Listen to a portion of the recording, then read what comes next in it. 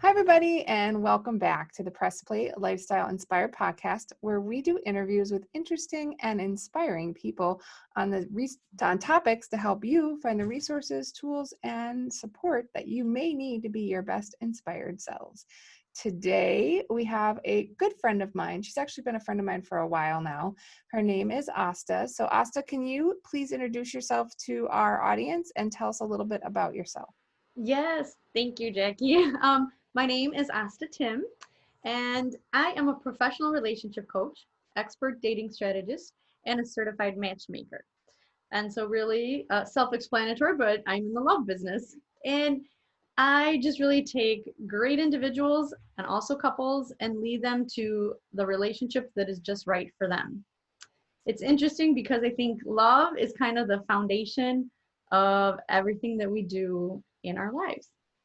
I actually just I heard an interview with Chopra, which of course I'm going to say wrong, but Yeah. and it was really interesting. He said essentially mammals are based what makes mammals different. Everyone says a lot of things like consciousness and all of that. He said, but it's really that they love, and that the thing that makes humans as a species different than any other species is the fact that we need to be loved, and it's like an imperative, not just, yeah, it'd be great if I found love.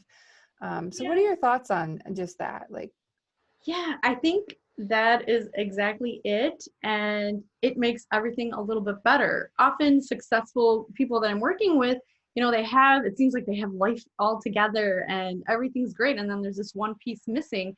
And they often ask me, they're like, well, how is this possible that I'm good at all this stuff and I just cannot find love? And then they look at it as a weakness. Like, do you really need help to find love? Like, shouldn't it just happen naturally and organically?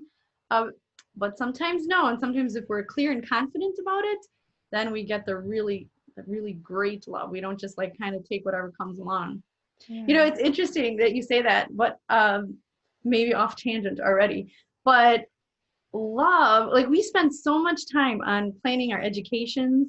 We spend time on our career paths, getting resumes together, how we appear, what's the path, even where we live. And when it comes to love, like we just kind of throw it to the wind, like, okay, whatever. And this is the partner that's going to be with you through everything and for the rest of your life, hopefully.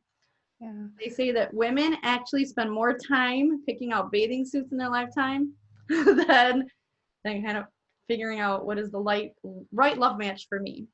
It's probably because we need one big enough to cover our derriere for whatever season we're in Yeah. currently, or maybe I'm projecting there. Maybe that's just me. Ah. But that's a really interesting point, because I'm a bit of a planner, which you know me, so you know that about me. Yeah. But I pretty much had my whole life planned out, when I was going to be in school, how many kids I was going to have, all this stuff, and I didn't even think about the partner I was going to do all that with. It was just like, what am I going to do? How am I going to get there? How smart am I going to be? All of that. Yeah. I think it's interesting that you mention it, because people seem to live this whole love at first sight is like some magic bullet. Like everyone thinks that's the greatest thing ever. But like, I've been with my husband over 20 years. Yeah, thank you. But Yes. that's a long Fantastic. time to have not thought about it. Mm-hmm. So I got lucky. I married up. So I think I that's was why. just But gonna say, people be like, "Oh, well, you're so lucky." Yes, you are. But it's also, if I had to guess, as a couple, you haven't given up on each other, and you're still doing things together, and you're a partnership together in the world, and that just makes each other stronger.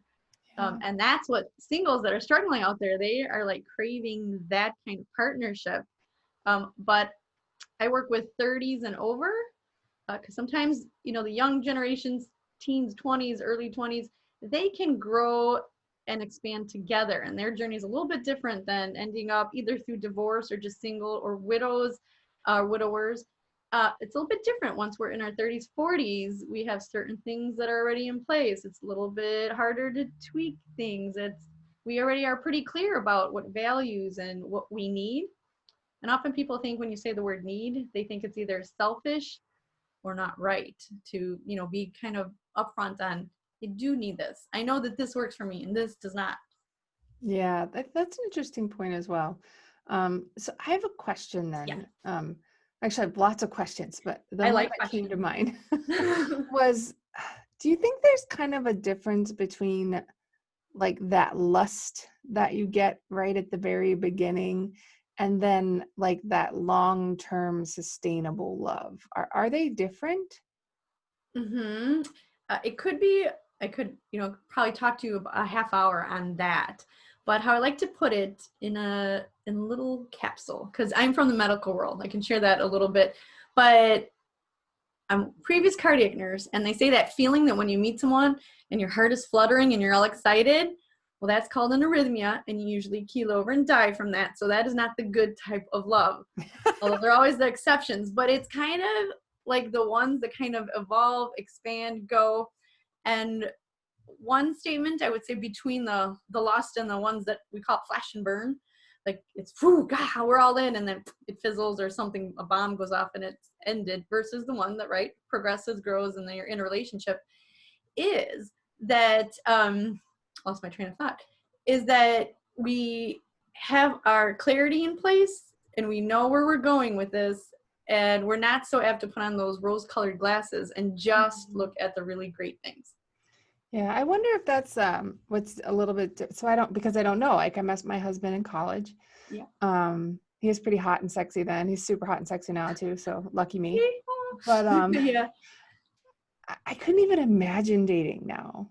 Like I don't even know where you would go to date. Like I met him at like college slash work, and all of my friends met like you back then. I can't believe I have to say that. We met like at, you meet at the bar, you meet at church, you meet at the community center. Like where do singles even meet one another? Especially if you're like, I'm in my 40s. Like where am I going to meet someone if my husband decides he should have been smart and married, someone else before he married me? Like where do they go? Yeah, that is a very common question and a big frustration for people. Usually by the time they get to me, they're discouraged, frustrated, just want to give up because they've tried different things, it doesn't work. I like telling people, like, the world is yours, right? But you have to change things, because if you keep doing the same thing, you're not meeting that person. Obviously, switch gears, pivot, and let's take a different way. Like to optimize all their options. So, out and about, usually we're running to the grocery store and we're just on our errands. But if you open your eyes, it could be all around you. It could be online, but optimizing that so you're not so-called catfished or looped into something that's wrong for you. And it's accessing your friends and family members, because sometimes we think, well, single, that there's a stigma attached to it. But let everybody know, coworkers, you don't know who else has a brother, a nephew, someone who's just really also just craving for love and just cannot connect. Or you get like a matchmaker that has prime candidates that kind of does the weeding out for you, and then you can connect that way. So So we I need to say, get like flashlights. It's like single, single, single, single, yeah, single yeah, on our profile on Facebook, right? It's like, come meet me, I'm single. I yes, get lots of yeah. creepy dudes that like are always like liking me on Facebook, and I don't know if your name's really Alex. Just wondering, but yeah. So do you think there are more because again, I'm not in the dating world. Do you think there are like more online opportunities now? Like, well, of course there are, because there was no online when I was younger, but um, are people having to kind of do that more to find a connection? I think that it is a good, strong option, mainly because it is what it is right now. Like, that's kind of the thing. Mhm. It doesn't have that bad stigma from years ago, but you have to be careful. And that's where I think you have to be very confident in yourself, because you can start choosing or responding to people that are not right for you. It is a game, and you have to have enough energy to kind of weed through. Some people have all different kinds of intentions on there. Mhm. So I think it's good, but to be intentional and pick the one that's right for you. I hate to say that, for one person, if I say this one, they're like, oh, no, I don't like it, or it doesn't really work. It's really kind of committing to the one that aligns with you. There's different ones like Christian Mingle all the way to Tinder. Now, some people may not want like the hookup that Tinder is known for, but there are good stories that come out of there too. But if you're going to choose that one, you better be strong enough to kind of like move through the stuff and get to the important person. There are good people on there too. Yeah, of course there are. Absolutely. There's good people everywhere. You just have to look for them. Yeah. And you have to have that mindset. Yeah. That's the key. You have to have the mindset that there is hope, that it will happen, and you cannot become kind of, that bitter and discouraged and people like to stay there. Or what do they say about love? They'll be like, never mind, it's not that important. And no, I think that's a self-protective mechanism. I'm sure it is, for sure. So how does a cardiac nurse become, a relationship expert? Like, how did that path unfold for you? Yes, it's very interesting. I'm going to keep it short because I read the love languages again this weekend because I think that's a good one. But I'm a babbling brook is what Mm. I fall under. I could go on and on. So in a nutshell, right? I was divorced in 1990, so long ago. I don't even remember the For year, the internet. No, I'm kidding. and I don't want to age myself. Right. So Okay. what happened then? So I became a cardiac nurse, a heart nurse, was a single mom, 2 children, raising them on my own. And about balance. That's a very hard thing to balance. Yeah. And as I'm progressing, I'm going to start dating again. And I was out there, I call it flailing in the dating world for decades. I don't know what was right. I was just trying to catch whatever. I had one day off. Let's just, let's see where this goes. And I became burnt out. But long story short, my kids grew up, off to college. They're taking jobs in different states. And I'm like, oh, great. Well, now what's next for me? So I enrolled myself in the professional life coaching program at the University of Wisconsin Madison. Their first year ever doing this program. So it was like cohort A.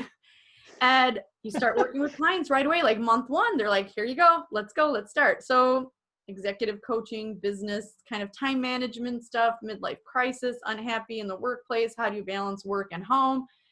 And always by session 1 or 2, people changed to dating and relationships. And I'm like, oh, please, I cannot help you. I can't help myself. Right? I'm like, how can I do this? There's no way. But they teach you it's not about me, it's about them. And you use those tools. So I always say my niche found me. I eventually put that to practice and remarried after that and started working in dating and relationships in 2016 full time. So I used to be a cardiac nurse, and now I just fix hearts in a much different way. Oh, what a nice story. And I've met your husband, and Yes. he's adorbs. So yay for you. He's very handsome. But see, if you went back and talked to my friends and family back in the day, they were like, oh my gosh. So I lived it, I experienced it, I made all the mistakes for you. I've researched it, I've read, I've learned. So let me save you 10 years. Because what they say, right, is from your biggest struggles come your greatest successes. Yeah, I always say from my mess came my message, but yeah, Yes. I love it. Isn't that interesting how that works? It is. It is. And I love that you say like your niche found you, because I think that you don't have to know all the answers to help someone else. I think you just have to be one step ahead of them. Luckily, you're quite a few steps ahead because you married him, you kept him, at least for now, we'll see. But just kidding. Well, and you've had some really great success stories, right? Isn't there a couple marriages that happened in the last year? Yes, Isn't there? that's when that's when you know that processes and people, when you work together, right, that this is working. And that's exciting when you get invited to the weddings. But then you have to be like, I step back and I'm like, oh, it's not about me. This is exactly the end result. But how I explain things to people in coaching, and especially in this, because they have a hard time, like how are you going to help, and is it going to be work? Like nobody wants to learn how to date or work. Yeah. Like, just give me the magic pill, give me that magic person. Yeah. Not that simple, but I love explaining it as like it's a car and the client is in the driver's seat, right? They're the one in control, they have the answers, and I'm in the passenger side. But we come up with the end goal together, a partnership. Goals, for some people, they don't like the word. So like your destination, your end win game, right? But I'm there because you're in the driver's seat, and we tend to see obstacles. We want to detour. We want to get off the road and quit and get out of the car. And I'm like, oh no, I'm there with you. That's exactly how my business model works. I'm your personal guide through the entire journey, as the Bachelor ABC show puts it, the journey to love. I'm there by your side, because often we can derail ourselves, or even in love. Have you ever heard the term rose-colored glasses? Yeah. So here we go. We spent all this time making lists, what are our goals, what are past experiences. We made it through heartaches. We're clear. And then we meet Fantastico and we're like, no, this is all good. And that's where I'm like, whoa, let's relook at things, because I think that's how relationships don't work. We just like go all in and forget exactly like who we are, what we need, what are the things, are we even aligned? And we're not, and we end up not having these relationships work out because, well, we were dating deal breakers, our own deal breakers. Yeah, that's interesting. I don't know if you've ever heard of Darren Hardy. He's like a success coach, etc. And he tells the story of how he found his wife, Georgia, who is quite honestly the most beautiful woman ever. And he's like, he sat down one day and he was just not having luck in love. And he's successful in like everything, right? The guy is like super successful. And he said he journaled for like pages and pages and pages and pages. And he like made her into being. And he's like, no joke. I saw my wife and I was like, that's too crazy. I literally like journaled her out. So I think there's something for it, like that seems super cool, but then you have to, like, I would have been like, oh, and you should meet my friend Asta just to make sure that you were not like dreaming up that so much that you're like, oh, thank goodness there's another human being in front of me. Yeah. But but it's interesting because me coming from the science world, there is a whole portion that I'm like, just listen to me here, because you're going to think either people too early on, they're like, you're crazy or you're fluffy. But there's this part of manifestation. I cannot explain it. I'm like, just go with it and just do it. You have to be positive. You have to know what you want, right? But you have to really believe, or it's not going to happen. And that's the part I really I can't explain it. And like you said, journaling, I do make people write because there's something about it, can't explain it, but you write it, it's a whole different world than like thinking it, or like I thought about it, or I, put it on my phone, or I spoke it into the computer. No, you have to write it. yeah, I think it's something about like making something graspable or real. Like if it's a thought, it can float in the wind and never come back. It doesn't have any permanence. But if you write, right, it's this act of creation that becomes a permanent record of a thought that you may have had a million times, but you never grasped it. So it's just taking all those thoughts you have and making them real. I love that. I'm gonna use that permanence. Hey, if you want to keep that girl that you just started dating permanently, write that down. Permanently write it. Yes. I'm just making up stuff as we go. And then it goes to like, you do that kind of work, and then it goes down to the details, mainly because we're in this fast-paced society, left, swipe right. And it's like, you better be on point. And then some people will often bring up, like, what are you wearing? What are you, details matter. They're like, it's superficial, it doesn't matter. I'm like, it does matter, because you got to get through that first phase so that they can get to know you. And it can be something so simple as few things that you said wrong, even like on a Zoom, or you had something on, and I know it sounds so silly, but our minds are complicated, and that other person or ourselves, we do it too. So when people are like, oh, come on, I'm like, oh, you do it too. Like, we just prejudge, and run with all these stories, and we don't even know the person yet. Yeah, all the stories we tell ourselves, we say about others too, right? Yes. Before we wrap up, but we don't even get to talk about, because it's not just the looking for love in all the right places part, but you also have some couples that you've kind of helped go down a new path as well, right? So give me an example of what that might look like if they're not single, but they're having a little, roadblocks in love.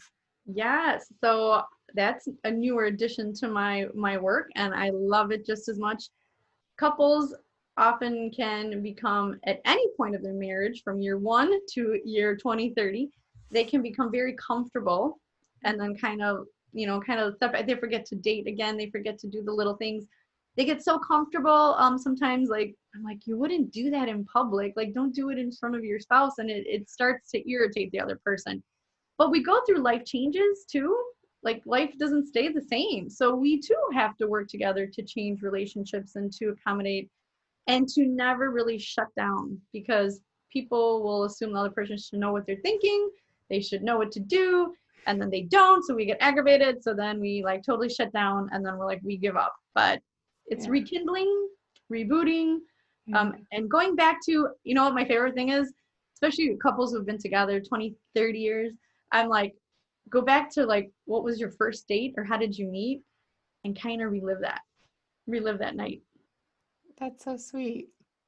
I say one of the things that, because I'm like, oh my gosh, 20 years. Yeah. In August, it will be 20 years married. We've been together since 1996. So 24 years, right? That would be. Wow, Um, congratulations. Thank you. But I actually, I don't agree with that. I'm like, Okay.